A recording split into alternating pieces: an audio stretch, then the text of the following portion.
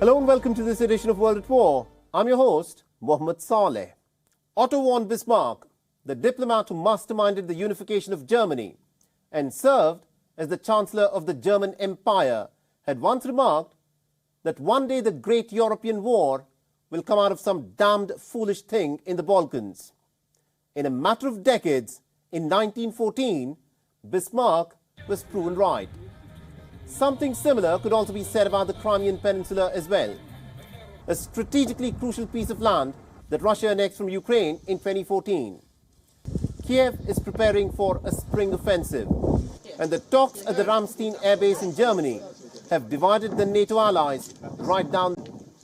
Despite persistent appeals from Ukraine, neither Germany nor the United States have agreed on committing their tanks to the Ukrainian battlefield. Berlin has made its position clear. It has indicated that it will not send its Leopard 2 tanks until the United States also agrees to send its M1 Abram tanks to Kiev.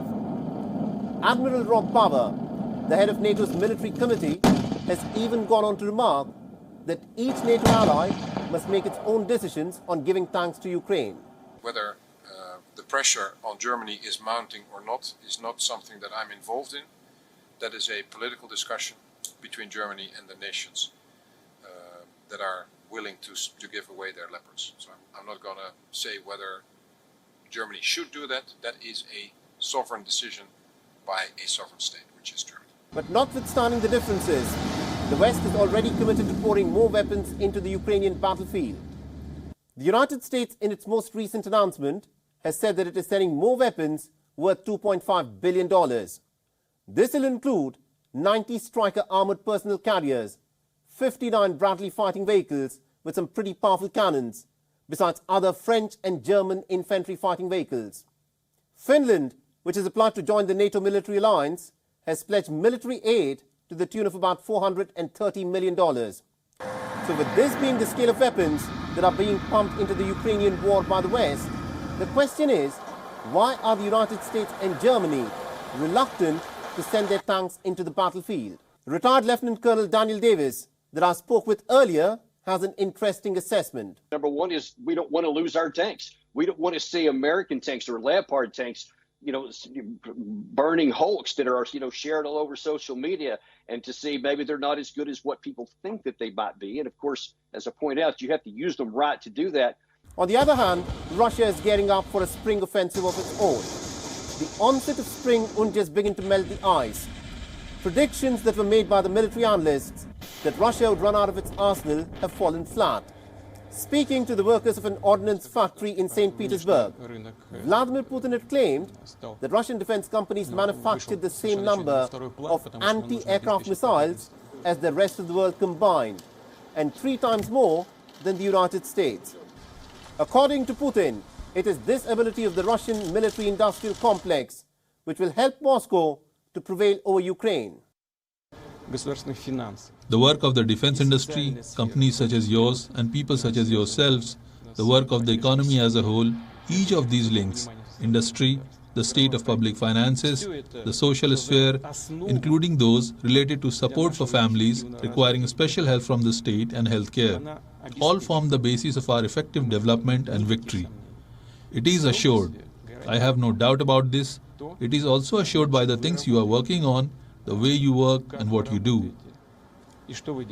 Russia this week also showed off its first batch of Poseidon torpedoes that would be deployed on its Belgorod submarine. The Poseidon has been described as a doomsday weapon, unlike any that has been witnessed before. It's a cross between a drone and a nuclear-powered torpedo, capable of triggering radioactive tsunamis that can devastate entire cities along the coastline and make them uninhabitable for decades to come. The coming spring is expected to result in an unpredictable escalation. And from the way things are stacking up, 2023 on the battlefields of Ukraine may turn out to be way more deadlier than 2022. Italy's most wanted mafia boss, Matteo Messina Denaro, who had been on the run for over 30 years, has now been arrested by the police.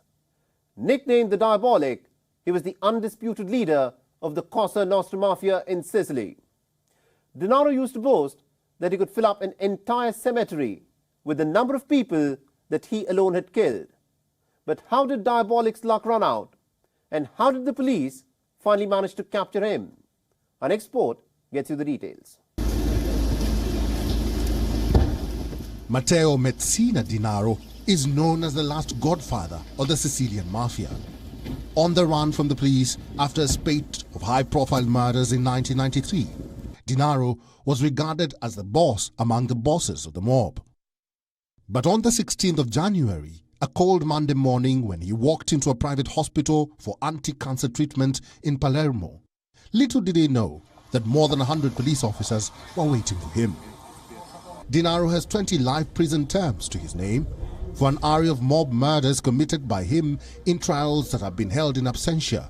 In 1992, Denaro acquired notoriety for the murders of the anti-mafia prosecutors Giovanni Falcone and Paolo Borsellino. In 1993, Denaro is said to have masterminded a spate of bomb attacks in Milan, Florence and Rome to force the government to halt its war on the Sicilian mob.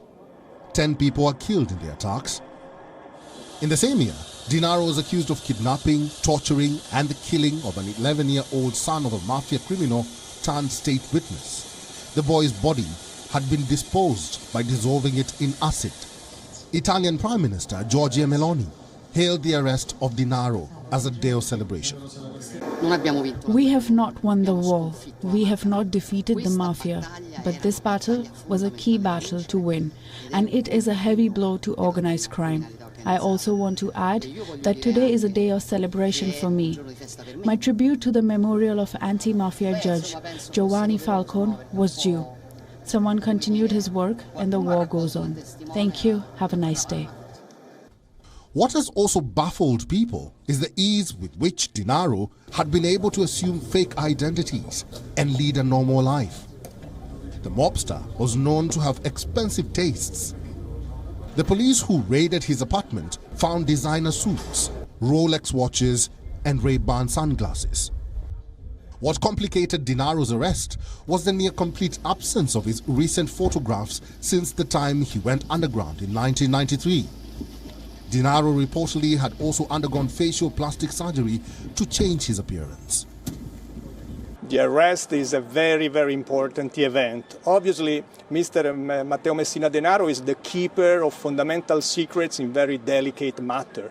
As for example, the reasons of the most serious mafia crimes or the possible connivance between political subjects and mafia leaders. So now we have to consider, and this is the basic question, what will happen? Will he cooperate with the judicial authority or not? We have to consider which are the subsequent results of this fundamental arrest. The police are hoping to unearth the shady networks of the Italian crime syndicate. But a question that has perplexed many is what led to the arrest of Messina Denaro after all these years.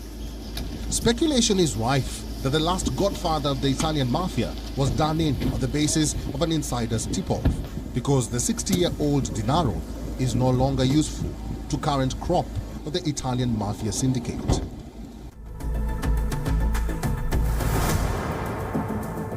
On the 19th of January, the Israeli troops shot dead 2 Palestinians in occupied West Bank. Tel Aviv claims that its soldiers were shot at, so they fired back in retaliation. But human rights activists have raised the question on how one of the Palestinians who was killed in the early morning raid was actually a secondary school teacher. Tensions have been high in the occupied Palestinian West Bank since last spring, where Israel has repeatedly been carrying out deadly raids. But what explains this latest round of violence? Our next report gets you the details. Allahu Akbar! A Palestinian school teacher and a militant were shot dead by the Israeli troops early Thursday morning. The incident took place during a military raid in the Jenin refugee camp in northern West Bank. Palestinian Health Ministry confirmed the victims as 57-year-old Jawad Bawakna and 28-year-old Adham Jabbarin. A father of 6, Bawakna was a secondary school sports teacher and a youth leader. He was shot and killed while trying to offer Jabaran medical aid outside his house. I was sitting at home, relaxing. Then I opened the door. My father and sister were next to me. We moved the injured militant inside the house. The Israeli forces shot my father in the upper body, and I moved him inside as he was covered in blood. My father went out to help the main militant, to give him first aid, because he was calling for help. Jabaran was associated with the Al-Aqsa Martyrs Brigade, an armed militia affiliated with Fatah. The Israeli army claims that Palestinian gunmen fired heavily at its forces during a counter-terrorism raid in Jenin and that they shot back. Interestingly, the Israeli military had no comment to make regarding the teacher's death. Barely 3 weeks into the new year, the Palestinian death toll at the hands of Israeli forces in the West Bank has risen to 17. Since February 2022, the Israeli army has been conducting repeated nightly arrest raids. Tel Aviv claims that these raids are meant to dismantle militant networks and prevent future attacks. But every time the Israeli tanks roll into the Palestinian territories, they are met with stiff resistance. As a result, 2022 turned out to be the deadliest year in Israel-Palestine conflict since the end of the Second Intifada in 2005. 26 Israelis and 200 Palestinians were killed across Israel and Palestinian territories in a spate of attacks last year. With Benjamin Netanyahu's far-right coalition government in Israel, the situation is expected to get worse.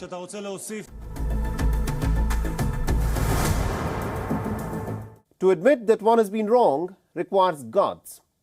But to admit that one has been wrong for 70 long years requires both guts and desperation. The Pakistani Prime Minister, in a candid interview, made a rare confession. He said, and I quote him here, "Pakistan has learnt its lesson. We had 3 wars with India, and the consequences of these wars were more misery, more unemployment and poverty.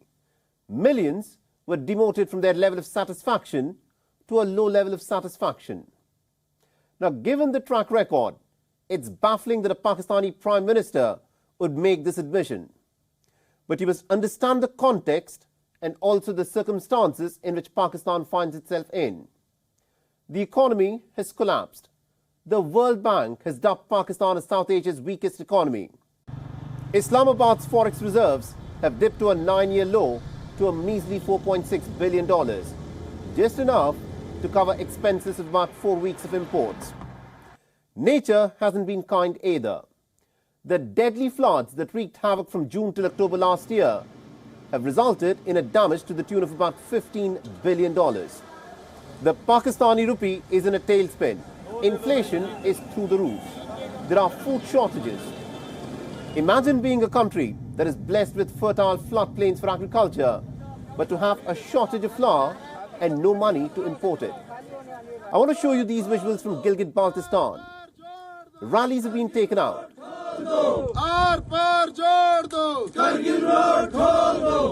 Slogans are being chanted that the border between Pakistan-occupied Kashmir and India must be opened.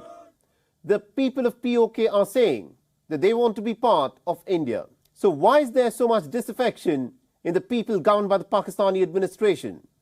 The answer is simple. The present circumstances are the result of the policies that Pakistan has pursued in the past. For decades, Pakistan took pride in its strategic importance to the world powers. By leveraging its geographic advantage, Pakistan sought to settle scores against India. The Kashmir obsession has proven to be ruinous for Pakistan. From the time India and Pakistan emerged as independent nations, Pakistan has waged 4 wars with India, of which 3 wars have been for Kashmir. In 1947 to 48, in 1965, and then again in 1999. The 1971 war was not about Kashmir. Instead, this was the result of a civil war between West and East Pakistan. 10 million Bengalis crossed the border into India, and India's intervention resulted in the emergence of Bangladesh. 93,000 Pakistani soldiers surrendered to India. 15,000 square kilometers of Pakistani territory was captured. But India's generosity was such that it gifted back every inch of this territory, along with the prisoners of war as a gesture of goodwill.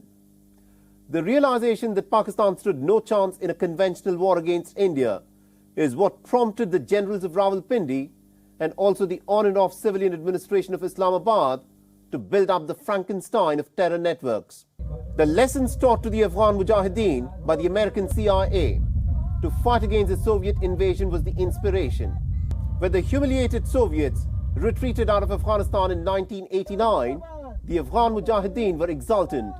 But by then, the generals of Rawalpindi had hit upon the idea of a war by 1,000 cuts. It was from here on that Pakistan embarked on the ruinous, self-destructive policy of patronizing terror outfits to foment trouble in India. It is the Kashmir obsession and the pursuit of madness that has now turned Pakistan into a state whose economy has crumbled. But has Pakistan really learnt its lesson? Well, you only need to hear what Shehbaz Sharif has to say next, and I quote him here. My message to the Indian leadership is that let's sit down and have some serious and sincere talks to resolve our burning points like Kashmir. It is up to us to live peacefully and make progress or quarrel with each other and waste time and resources. Pakistan's problem is that it is stuck in a time warp. It still considers Kashmir as the unfinished business of partition. For peace to prevail and for Pakistan to prosper, Islamabad needs to urgently turn its gaze inwards. It must shut down its terror factories. It must show India that it wants to engage with a bona fide manner and focus on improving the lives of the people that it governs. Else the scenes that are being witnessed in Gilgit-Baltistan will begin to reverberate in the rest of Pakistan.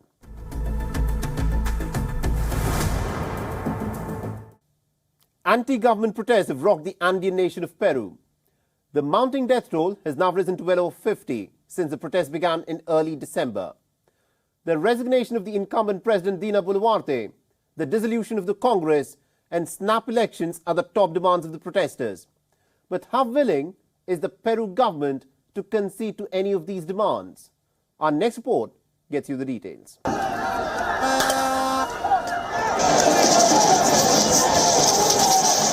The capital city of Lima has turned into a war zone.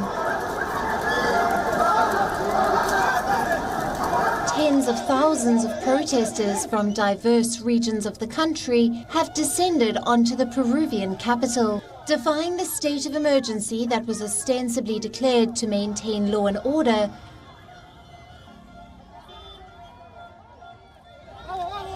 Protesters from cities as far as Cusco and Puno jumped onto a convoy of trucks and vans as people cheered for them. Their primary demand is the immediate removal of President Dina Boluarte. They also want the Congress to be dissolved, the former President Pedro Castillo to be released, and for snap polls to be held. The protests were triggered by the December 7th ouster of former leftist President Pedro Castillo, who was arrested after his failed attempt to dissolve the Congress and stave off his own impeachment. Currently lodged in Barbadillo prison, Castillo is a former rural school teacher and union leader. He faced stiff opposition from Peru's political ruling elite during his 18 months in office, and is the subject of numerous criminal investigations on charges of graft during his presidential tenure. His arrest sparked immediate nationwide protests, predominantly by the rural poor and indigenous communities. These persistent protests in Peru's south and east have spread in size and scope and threatened to spiral out of control.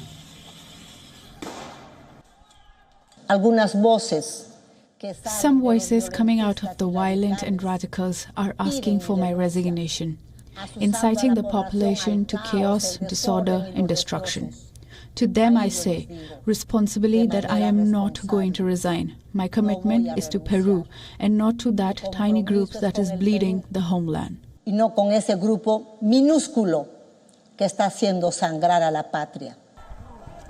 Almost 100 major roads have been blocked in 10 of Peru's 25 provinces. Entire cities have been shuttered down. There have been violent clashes between protesters and security forces. On one hand, she says, I'm sorry, but she doesn't come out to talk. She sends police and military to kill with pellets. The southern city of Juliaca has been hit particularly hard. On the 9th of January, the Peruvian National Police shot at protesters, killing 18 and injuring over 100. Juliaca massacre was the deadliest day of protests in Peru's still fledgling democracy that has failed to address the chasm between the wealthy elite and the rural, poor and indigenous communities. If not addressed soon, this growing disparity threatens to push the Andean nation into anarchy.